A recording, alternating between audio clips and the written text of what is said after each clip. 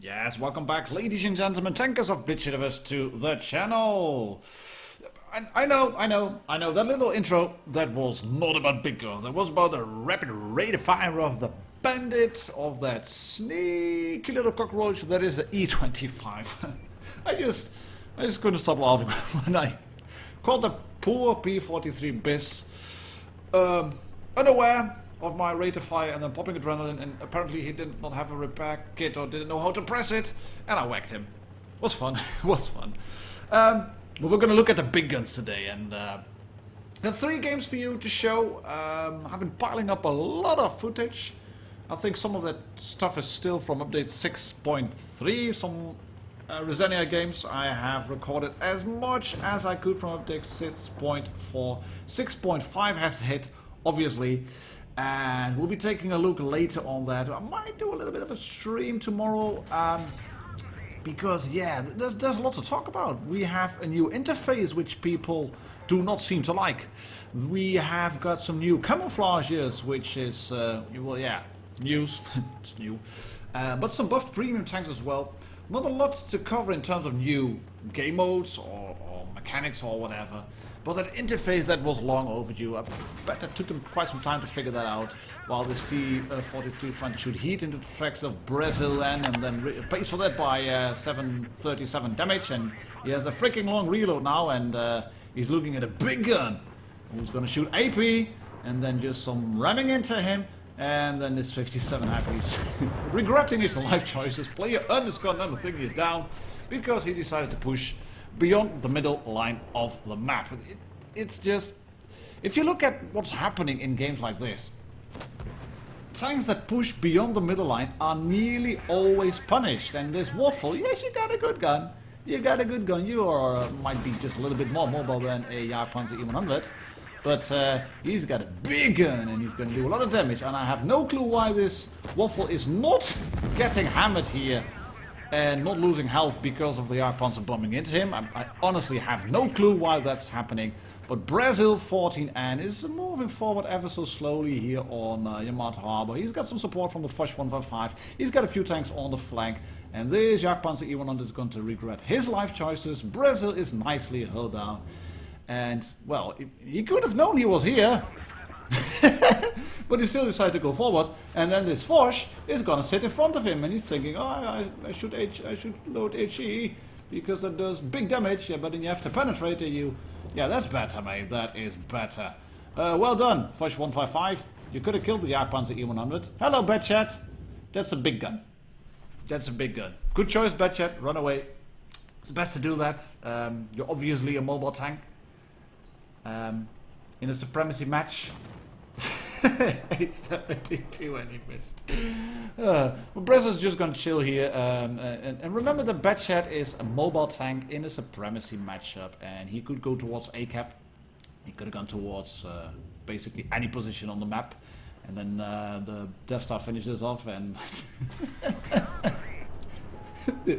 the Badchat forgot about Brazil being here and got punished for it. Right, big gun, number 1, the JgPz E100. I'll do a full gameplay video review on it soon. I do it on the press account. I still have one ace lurking in the pile of stuff. And if you want me to do a review on the JgPz E100, please tell me so. There's a poll up on the right hand side corner of the screen where you can vote for a full review on the JgPz E100.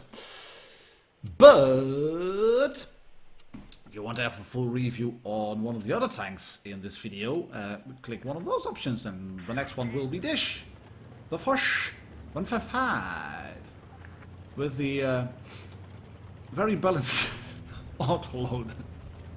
This is just stupid. I've covered it already when it was released in 6.2, or at least on the open test. I never would have thought they would give it the autoloader with better DPM than the regular one, than the single shotgun. I honestly don't know why they did that. I mean, usually auto-loading guns get punished for their capability of burst damage by a weaker DPM. This Foch 155 not so much, just not. It's mobile, it's really mobile, it can dish out enormous damage in just 7 seconds. That's one shot in, 564 low roll on the T-54 E1, but Horizon is behind the bushes and he can reload now and then shoot him again. And then he has like 16 seconds to reload. I bet he has a full crew on it, gun all maxed out, equipment, everything.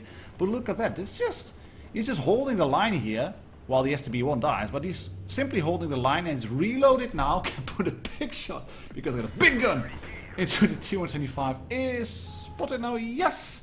There we go, and the T-125 makes the enormous mistake of backing up while he has just been shot and could have known that he was a single, a one-shot kill now. But Horizon is in the best position there. Front plate covered, good frontal armor, some shell bursts over there from the T-54 E1. But he's done 2 full, quote-unquote, magazines of 2 shots. 2,414 damage. And 1465 blocked. Well done. Right, let's move away then, because there is still an Su-122-54 on the top left corner camping. We've got that T-54 E1 still knocking about. Can he put a shot into this E100, who realizes that he is spotted and is completely exposing his tracks, etc. Of course he can put a shot in. And then the E100 repairs. But does he back all the way down? Of course he doesn't. Because why would you? Lower plate, all visible. Oh, that one went in. I'm pretty sure that one went in. And then Horizon has his spider senses tingling. Because he figures out there's no one on top. That lone medium tank at spawn 1 would have spotted any tanks on the hill. So there's the 54E1. Hello. Bye-bye. I say goodbye. You say hello. Right, back to garage for you, mate. You tried to flank, which was good. But it's always better to flank if you can go towards high ground. It's a good thing to camp if you can provide fire support.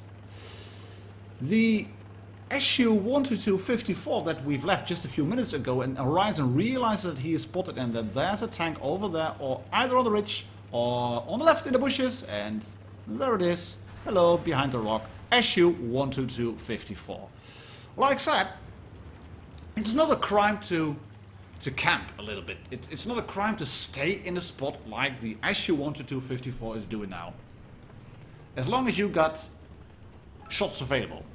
Especially if you can keep shooting on the reload, then why bother? Why bother? Yeah, why bother moving if you've got shots on the reload? And this is unfortunate. He misses the shot. He's gonna reload because he realizes where the Jagdtiger is. He realizes where the Death Star is. He still has an E50 on his team. I think he's pretty much AFK. But he also realizes, Horizon here, that by pulling back, he should be able to finish off that Su-122-54 in 2 shots. But you never know, it's a Russian tank, so hey, you never know what happens. Can he then get behind him? The Su realizes what is happening and decides to slide down the ridge into the water because, yeah, you're protected over there. And this Su-122-54 is going to be really bloody annoying. He blocks one shot, and can he go in? He dives in, yes, but he cannot fire because his tank is submerged. Yet, the Su-122-54 is also underwater, but can fire. Go figure. Why can't he fire his gun? Yeah, his gun might be underwater, but so is the Su-122-54. I mean, the freaking engine deck is underwater, but that tank can still fire. Yeah, there's one shot, 567, that's a lowish roll. Don't get shot by the Death Star. No, let him come. Bounce again on the front plate. Yeah, there we go. Bye-bye, Su-122-54. But is it in time? What's the help of the Jagdtiger? I haven't been able to see that. There's no help, buddy. There's just an E50 left. But he's AFK. Oh, that's good. HE, ignore this. Ignore the Death Star. Make the Death Star shoot. Yes. Make him shoot. Come on, Death Star. Come on, you want some of me. You want a piece of me. Death Star overcommits. Yes. Yeah. Great bounce on the mantlet. Load to HE. Load HE. Ignore the Death Star. Take that hit from the Jagdtiger. You know you can sustain one hit. Clear play underscore number thingy in the Jagdtiger. And then rock around. What's it? Ring around the rosy. something like that, around this rock, I think you might be able to just outload this this FV215B183 desktop. And he passes again! Blocks in, 754, nice roll, you get 2 shots, there we go, there's no escaping now, Death Star. Fallen Angel is completely down to earth now. And this was actually a Columnus medal, because yeah, that E50 was either still camping or just doing absolutely nothing. No, he was doing absolutely nothing. This was, except for the fact that there was one last teammate alive, this was a Columnus medal. Thank you very much, Horizon, for allowing me to use it on the channel. Took some time, but here it is. Foch 155. And then we have this one, the Carp, with the bicycle on the back. The 9 million bicycles in Beijing, and one of them is on the back of Rollende Vestung. Yeah. It's the WZ1131GFT, the big box, the Chinese box with the big gun, and he's gonna stop here because he knows he will be able to outspot that E100. Good thinking. Through the lower plate, there we go, and oh yes, catch it on the tracks. Don't do anything now. Why bother repairing the track? I often do that too quickly. I repair my tracks even sometimes to just critically hit and just a little bit of yellow. It's all yellow, and I repair my my stuff. He still decides to repair his modules. I think I would have just stayed there, stay put, don't do anything, and then put another shot into the E100. Right, straight through the drive, there's no problem. And the E100 bounces, 1280 blocked, 1431 dealt. That's not too bad at all. And he's keeping an eye out, as you can see on the right side of the map. As he has a few friends on the flank, a T-54E1, there is an E100 knocking about. 2 tanks on the left, evenly spread out. Reds seem to be spread out on the map as well. We have that E100 somewhere in front who's now unspotted. And Rollende Vestung decides to, yeah, just chill for a bit. Just chill and relax for a bit. He is not exposing his front plate to the tank. This Tortoise is completely clueless. Have that right through your side. And Vestung is spotted. No, he's not spotted, but the Waffle takes out the T110E3. That's not a good thing. The heavy tank that's supporting him, which is an E5, I think, is now 57 Heavy is getting hammered by the E100 and then getting shot by the Tortoise. But he's reloading. And yeah, this might not be the most exciting gameplay, but Vestung has a big gun, as you can see, and he is not afraid to use it. Can he shoot his Waffle? Oh, come on. Come on. Nah. He didn't manage to shoot the Waffle, but he managed to shoot this! AP shot at the last second on a moving tank, on a moving T-62A, right on the last little bit of track, and it penetrated. Lowish roll, 593, but who cares? You managed to shoot a tank at that range with such a big gun. And then the convoy says, "Help, noobs!" I was hoping for help. I'm in a very lightly armored Tier 9 British tank destroyer. Why aren't you helping me? Well, you could have figured out, Mr. Conway, that Reds were flanking hard, that they were winning that flank. That was just the lone E100 on the ship, and maybe the Trotters in the middle. But you could have figured that out. Same as this 121B could have figured out that he would run into the big gun of Vestung, and he catches a shot through the drive wheel. Yeah, it's just, sometimes they just drive in front of you. I mean, the Waffle could have figured out that Vestung was here, but he didn't. Which means I've got a big gun and I used HE. And I've damaged you for 1064 hit points, which happen to be your hit points left, so you're dead now. Funny what the Chinese can say in just that one little sentence, right? Back to proper commentary. Vestung now decides to go in. And this E100 may be a noob, may be a useless player, as the Conway stated. But he's also cheering now. Make shot, shoot this T-62A, and the E100 does, and pop goes the turret on the T-62A. And that makes this a 1 versus 2 situation. This shot's going to bounce on catches on the tracks. He wouldn't have penetrated that one only if he had shot that front right-hand side drive wheel. But the E100 killing the T62A makes this a 1 versus 2. And it's a 1 versus 2 versus a full health JgPz E100, which is, well, maybe not... that's not a tank you want to fight. Let's be honest. It's slow, it's got a big gun, but you don't want to face a JgPz E100 9 out of 10 times. Unless you manage to shoot him and track him, and then he repairs and penetrates you for 735, and then you don't know where that 121B is. But if the T62A would have been that as well, this would be a... Oh no, we know where he is. And he blocks the shot as well. I was gonna say, if the T62A would have been alive still, this would have been a far worse situation. And Vestum swings the gun around, switches to HE, boom! There goes the 121B.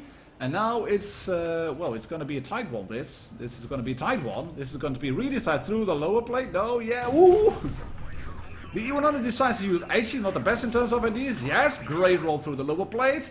And now he's going to flank this JgPz E100. Good sportsmanship on the 121B. Invincible says JgWZ, because it was indeed a GG. And then this is going to happen, because they are both reloaded, and they are both... Boom! They're going to shoot each other's guns.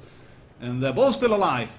But the WZ reloads just a little bit quicker, which allows Vestum to let the JgPz E100 explode for victory. 7,333 damage dealt, which happens to be Vestum's own personal damage record in WoT Blitz as well.